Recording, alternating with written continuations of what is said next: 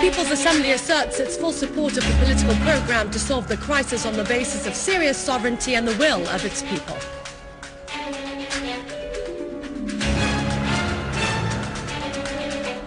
Units of the Syrian Arab Army destroyed terrorist hideouts and killed or wounded several of them.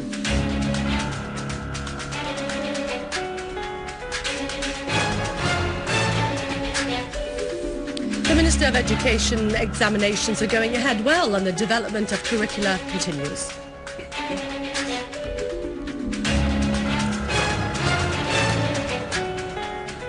The Minister of Electricity visits a number of emergency centres to review their readiness.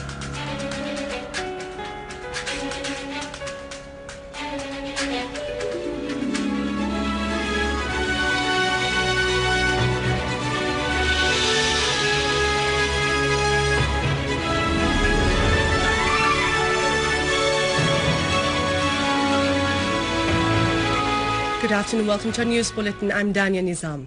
Prime Minister Dr. Wael Halaqi issued a decision to form a committee under his leadership and the membership of Deputy Prime Minister for Economic Affairs, Ministers of Transportation, Information, Industry and Justice, and the State Ministers for National Reconciliation, the Arab Red Crescent and the People's Assembly to implement the duty of the current government concerning the political programme to solve the crisis and make intensive communication with the national opposition parties and political forces, as well as civil societies, bodies including the social, religious and economic bodies, in preparation to start an open dialogue before the Comprehensive National Dialogue Conference. The People's Assembly stressed its full support for the political programme to find a solution for the crisis in Syria on the basis of Syria's sovereignty, derived from the will and conscience of the Syrian citizens.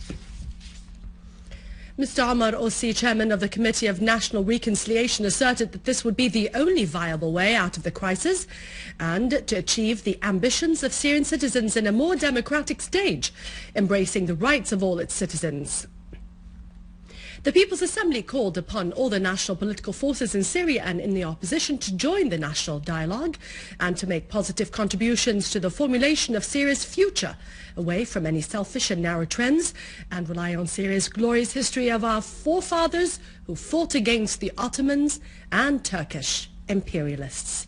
Everybody should work to get out of the crisis and to score victory against the enemies of the homeland, beloved Syria. Syria's future should be based on the rule of law and full equality among citizens, in addition to combating corruption and developing the government departments. Syria would remain a faithful defender of all the just Arab causes and major interests. The communiqué concluded by asserting that those who reject national dialogue would be responsible for the continuing bleeding of the country, damaging its structure, status and vanguard role.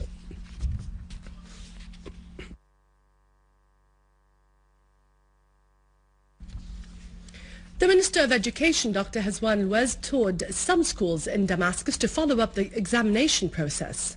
He asserted that the development of educational curricula continued ahead. The minister listened to both teachers and students about their opinions of the new curricula and whether they supplied their needs.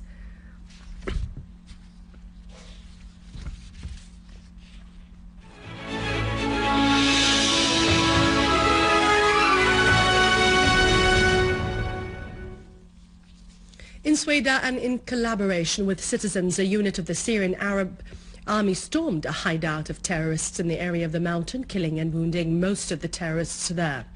Large amounts of weapons were confiscated, including mines, explosive devices, Turkish-made guns, an Israeli-made rocket launcher and a lot of ammunition, in addition to stolen government vehicles and a large quantity of drugs.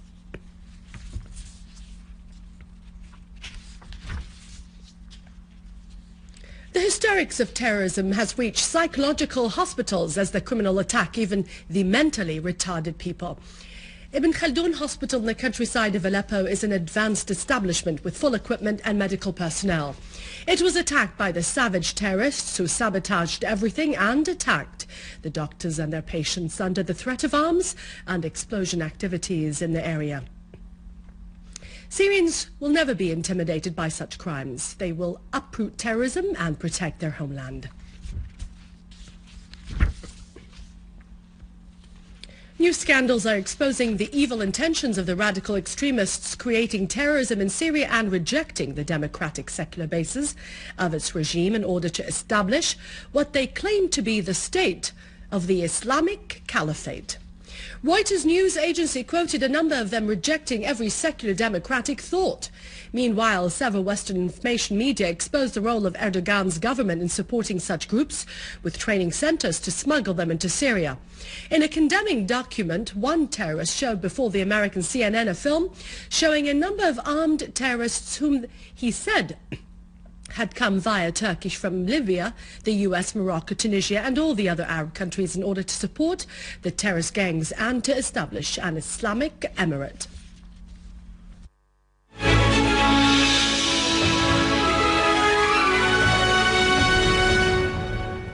In Egypt, unknown assailants attacked the protesters who camped in front of the presidential palace using burning bottles and live bullets, injuring 27 people, including a number of security men. The attack also resulted in the burning of a number of protesters' tents tension and traffic congestion prevailed in the streets surrounding the presidential palace. A number of ambulances reached the vicinity of the palace to carry the injured as security forces intensified their presence to prevent clashes and tried to catch the unidentified attackers. Bahrainis went out into the streets near the capital El Manama protesting against sentences of prison issued against 13 opposition leaders. Demonstrators who crowded amidst heavy deployment of Bahraini security forces chanted slogans condemning the sentences issued, stressing to continue their movement for the release of the detainees in the prisons of Al Khalifa. In a statement issued at the conclusion of the demonstration, the opposition stressed that the verdicts issued against the Bahraini political symbols are void and have no legal value because they are the result of a project of revenge carried out by means of a politicized jurisdiction that is not characterized being fair or even impartial. In Tunisia, clashes erupted between protesters against the ruling Al Nahda party and policemen in the city of Ben Qardan, south of the country. Policemen used tear gas to disperse demonstrators who protested against the poor living conditions in the country. More violent confrontations were renewed in different parts of the country in response to the statement by Prime Minister Hamadi El-Jibali on the improvement of the living conditions and the freedom of opinion in the country, asserting that the reality is completely different. The National Kurdish Movement of Peaceful Change accused Erdogans government of liquidating 3 active Kurdish women in France. They accused his government of becoming a gang of murder and terrorism. Hundreds of Kurdish citizens gathered in front of the place of this crime in Paris, shouting, "Turks are assassins and Holland is their partner." The crime created large discontent and condemnation. The 3 women were shot dead during a large Kurdish demonstration. The demonstrators called upon the French authorities to expose the criminals. They described Erdogan as a murderer. They called for the release of Abdullah Öcalan, the Kurdish leader of the Labour Party. The Turkish government put its missions throughout Europe in a state of alert and asked the French government to consolidate security measures around Turkish interests. Erdogans government claimed to be democratic. They also accused the French government of being accessory to the crime because of its abominable imperialist conduct in the region. And now it's over to Vani with the economic news. God bless you all and long live Syria. For more information, you can visit our website on syriaonline.sy. God bless.